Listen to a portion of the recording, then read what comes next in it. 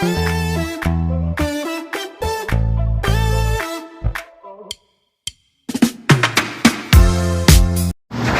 lang ang mga cast ng seryeng The Loyalty Game ang halimaw sa pagganap, na talagang sobrang ganda ng bawat episode.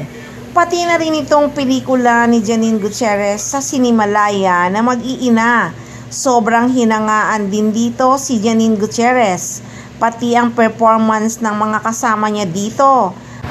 Pagmamalaki nga kasi ng aktres, considering myself so lucky to be part of this film. I had 7 days in between playing Anna to get to play Angie. And I'm so grateful I got to do this. Maraming salamat, Gian.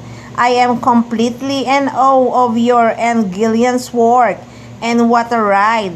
Hindi lang ang shoot kundi ang buong pelikula.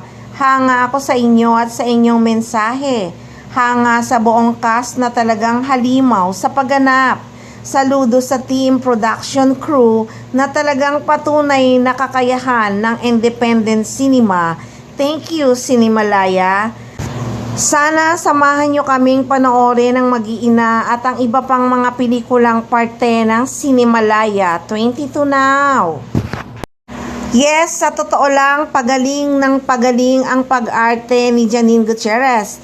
Lalo na nga, nandyan ang kanyang babang si Jericho Rosales. Halimaw nga sa galing at ganda ang mga project na ginagawa ngayon ng aktres.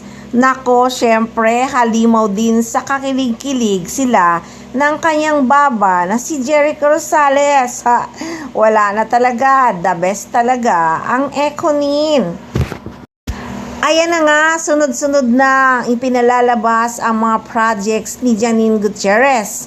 Matatapos na ang seryeng The Loyalty Game. Ang finale nga ay sa August 14, 2026 sa Friday na ito, guys. At ang kanyang Balaraw ipalalabas na sa Netflix ngayong September. Kapansin-pansin na nalilinya ang aktres sa mga horror projects kasi yung Mag-iina horror din daw ito at ang kanyang teleseryeng Balaraw horror din daw. Mukhang nalilinya nga ang aktres sa mga ganitong projects. Sana nga next year mapanood natin siya sa comedy or action.